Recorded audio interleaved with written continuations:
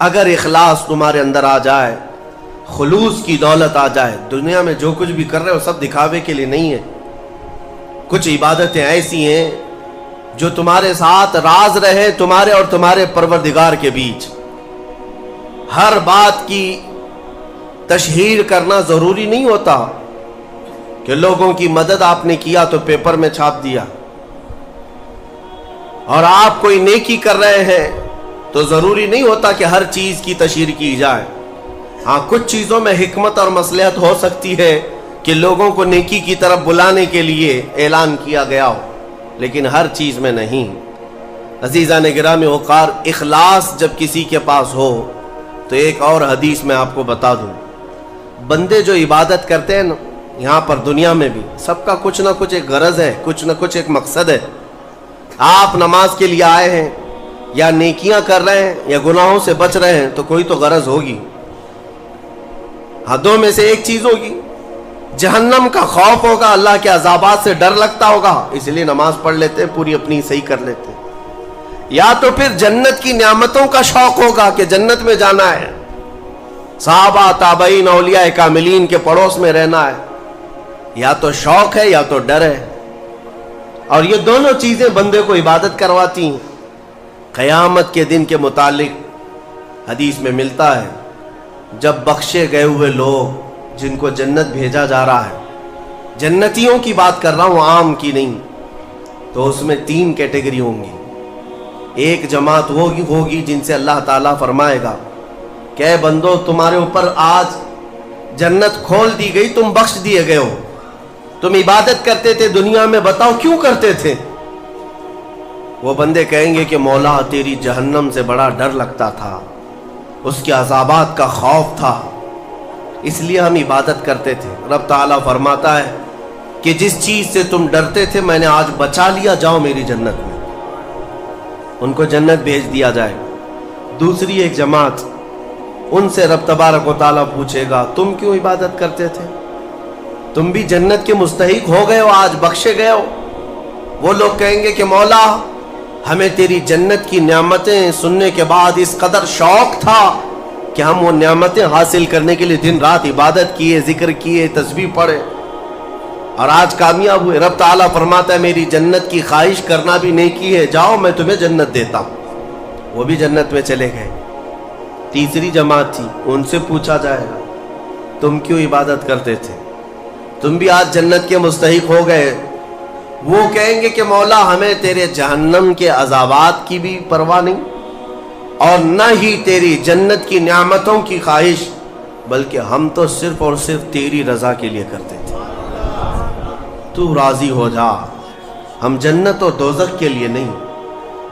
تو رب تبارک و تعالیٰ فرماتا ہے کہ یہ میرے مخلص بندے ہیں، خالص پیور اللہ کے لیے کرتے تھے. رب تعالیٰ فرماتا ہے جاؤ میں تم سے راضی ہو گیا، تم بھی جنت میں. جنت میں جانے کا حکم دے دیا جائے، لیکن فرمایا گیا وہ جماعت رک جائے گی، وہ کہیں گے نہیں ہم جنت میں نہیں جائیں گے. ایسا بھی کوئی ہے؟ وہ کہیں گے کہ مولا اگر ہم جنت میں جائیں گے تو اندر جو جنتی ہیں وہ ہمیں تانا ماریں گے، تم بھی جنت کے لیے کرتے تھے اور بولے کچھ اور ہو، بدلہ تو تم نے بھی لے لیا عبادتوں کا، ہمیں اپنی عبادتوں کا بدلہ نہیں چاہیے. رب تبارک و تعالیٰ فرماتا ہے میری رضا یہی ہے کہ تم جنت میں چلے جاؤ، میں تم سے راضی ہو گیا. وہ پھر رکے رہیں گے کہ مولا ہم نے جنت کے لیے نہیں تیری رضا کے لیے کیا ہے. پھر حکم ہوگا فرشتوں کو کہ ان کے ہاتھوں اور پیروں میں بیڑیاں باندھو اور کھینچ کے جنت میں لے جاؤ. وہ ایک جماعت ایسی ہے. یہ کون لوگ ہیں جو مخلصین ہیں، خالصتاً اللہ کے لیے عبادت کرتے تھے. عزیزان گرامی وقار، جو اللہ رب العزت کے لیے کرنے والے لوگ ہیں، اللہ تعالیٰ ان کو ہمیشہ ذلت اور رسوائی سے محفوظ رکھتا ہے. اخلاص. بنی اسرائیل میں ایک خاتون تھی اور اس کا بڑا گھرانہ تھا. اس کا باپ جو تھا وہ بڑا کنجوس اور بخیل آدمی، بڑے پیسے والا. ایک دن ایسا ہوا کہ یہ جو لڑکی تھی، جوان لڑکی، اس نے باہر ایک فقیر کو دیکھا جو بڑا مجبور تھا، ضرورت مند تھا. اس کو اٹھا کر کے اچھی خاصی دولت اپنے باپ کی دے دی، اور باپ کو پتا چلا تو اتنا غصے میں آیا کہ میں پھوٹی کوڑی نہیں دیتا اور تو اتنی بڑی دولت اٹھا کر دے دی، اور غصے میں اپنی بیٹی کا ہاتھ کاٹ دیا، اس کا ہاتھ کٹ گیا۔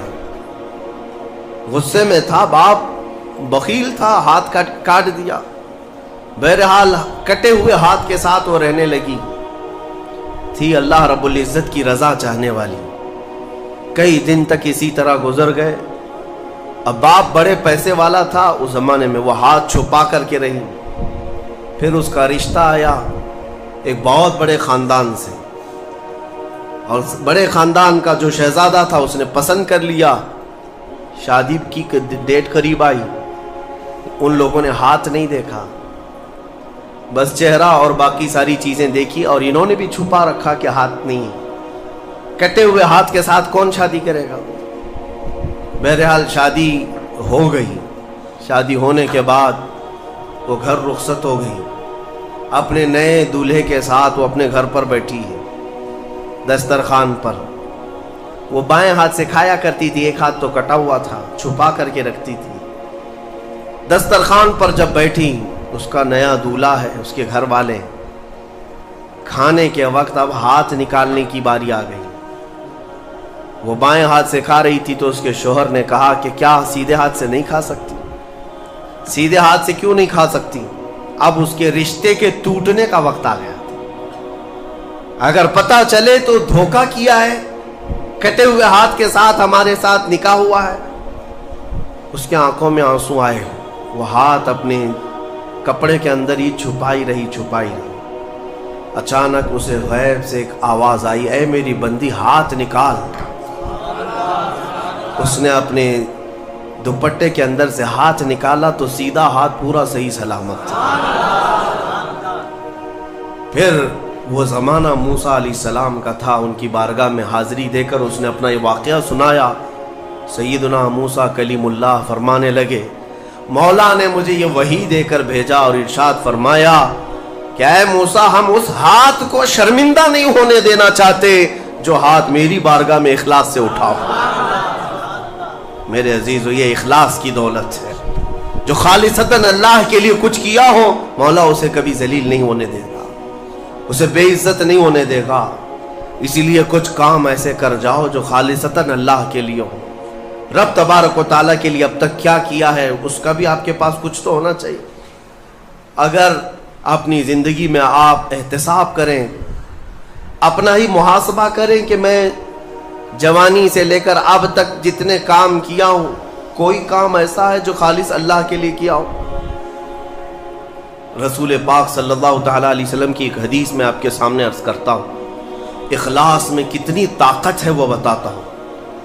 حضور اکرم صلی اللہ علیہ وسلم فرماتے ہیں، صحیح حدیث ہے یہ، 3 لوگ سفر پر تھے، 3 دوست تھے، یہ تینوں سفر پر تھے، اور یہ پہاڑوں کے راستے سے جا رہے تھے۔ ایک پہاڑ کے غار میں ان لوگوں نے پناہ لینے کے لیے تھوڑی دیر آرام کیا، اور بارشیں شروع ہو گئیں، طوفانی بارش، اور ایسی بارشیں آئی کہ پہاڑ کے پتھر کھسکنے لگے، اور ایک بہت بڑی چٹان کھسک کر کے یہ غار کے منہ پر آ کر گر گئی۔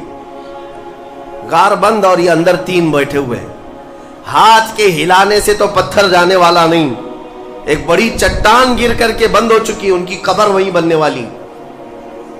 3 لوگ ہلا کر کے کیا ہٹا سکتے تھے؟ اب تینوں لوگوں نے کیا کیا؟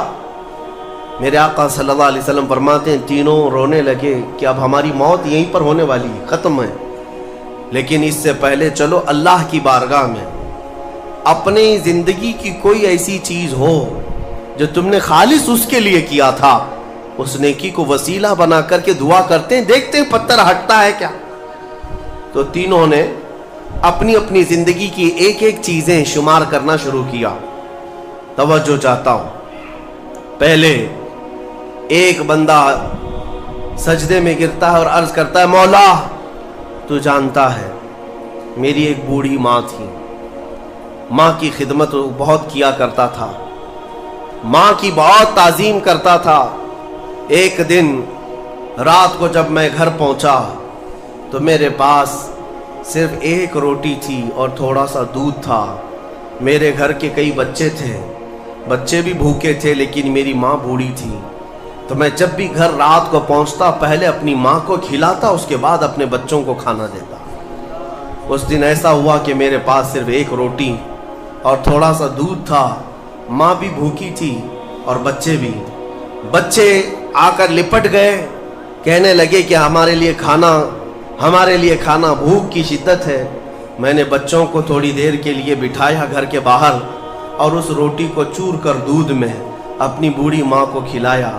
میری بوڑھی ماں جو بھوکی تھی وہ پوری روٹی کھا گئی اور پورا شکم سیر ہو کر وہ دعا کرتے ہوئے سو گئی.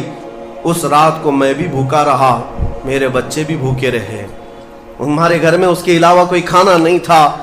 اے رب ذوالجلال, میں نے اپنی ماں کے ساتھ یہ جو حسن سلوک کیا خالص تجھے راضی کرنے کے لیے, خالص تجھے راضی کرنے کے لیے. مولا اگر یہ میری نیکی تجھے پسند ہے تو یہ چٹان کو ہٹا دے.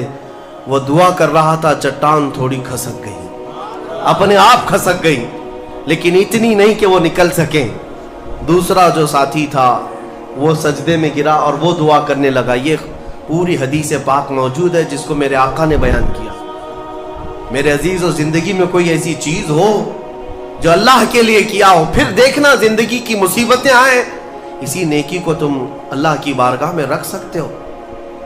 دوسرا سجدے میں گرتا اور کہتا ہے, مولا تو بہتر جانتا ہے, میں اپنی چچیری بہن کا عاشق ہو گیا تھا. اس کی چچیری بہن تھی, چاچا کی بیٹی, عاشق ہو گیا اور ہم دونوں میں معاشقہ چلنے لگا, ایک دوسرے سے محبت کرنے لگے. ایک دن ایسا آیا کہ ہمارے گھر والے اور اس کے گھر والے سب باہر چلے گئے, ہم دونوں تنہا رہ گئے اور ہم دونوں ایک کمرے کے اندر آئے. ہم دونوں نے گناہ کرنے کا ارادہ کر لیا. شادی تو نہیں ہوئی تھی, نکاح بھی نہیں ہوا تھا. دونوں کھڑے ہوئے, گناہ کرنے کا ارادہ ہی تھا کہ ہم دونوں کو اچانک خیال آیا میرا رب دیکھ رہا ہے. ہم کپڑے اتارے اس کے سامنے جو ہمارے دلوں کے حالات بھی جانتا ہے. تو وہ میری چچیری بہن وہ بھی رونے لگی, میں بھی رونے لگا اور ہم ایک دوسرے کو ہاتھ نہیں لگائے. مولا اس زنا سے اور اس بدکاری سے اگر میں بچا تھا تو میرے رشتہ داروں سے ڈر کر نہیں, خالص تیری رضا کی, کہ مولا کریم کے اس سلطنت کو میں اپنے گناہوں سے پامال نہیں کروں گا. تو جب یہ وہ کہنے لگا اور عرض کیا, مولا اگر میں وہ رات گناہ سے بچاؤں, تیری بارگاہ میں میرا وہ بچنا پسند ہے, تو اس چٹان کو تو ہٹا دے. حدیث پاک میں چٹان اور کھسک گئی. تیسرا شخص تھا, وہ سجدے میں گرا اور کہنے لگا, اے رب ذوالجلال, تو بہتر جانتا ہے میں ایک زمین اور جائیداد کا مالک تھا. میرے پاس کئی مزدور کام کیا کرتے تھے اور ایک مرتبہ ایسا ہوا کہ میں مہینہ ختم ہوتے ہی سارے مزدوروں کو ان کی تنخواہ دے دیا کرتا. ایک مزدور ایسا ہے جو اپنی تنخواہ لیے بغیر چلا گیا, ایک مزدور تنخواہ لیے بغیر چلا گیا اور اس کی تنخواہ میں نے سنبھال کر رکھی اور اس سے ایک بکری خرید لیا. میاں لوگ تو کسی کی سیلری ہو دبا کر کے کھا جائیں گے, اور یہ حدیث پاک میں جس کے لیے کہا جا رہا ہے وہ بندہ کہتا ہے میں اس کی پوری تنخواہ سے ایک بکری خرید لیا, بکری کو پالنے لگا. وہ مزدور آیا نہیں, وہ مزدور چلا گیا, مہینوں چلا گیا. بکری کو میں پالتا رہا, بکری نے بچے دی, بچوں کے بچے ہوئے, بچوں کے بچے ہوئے. اے رب ذوالجلال, تو نے اتنی برکت دی کہ اس ایک بکری سے ایک پورا میدان, کئی ہزار بکریاں بھر گئی, کئی ہزار بکریاں کئی سالوں کے اندر. وہ ان بکریوں میں نہ کسی کو بیچتا تھا نہ کسی کو ذبح کرتا تھا, سب بکریاں رکھا. کئی سالوں کے بعد اچانک وہ مزدور واپس آئے اور اس نے آ کر مجھ سے کہا کہ مالک میں آپ کے ہاں خدمت کرتا تھا, آپ کو یاد ہے کچھ سالوں پہلے میں نے اپنی تنخواہ چھوڑ دی تھی, ایک مہینے کی تنخواہ نہیں لیا تھا.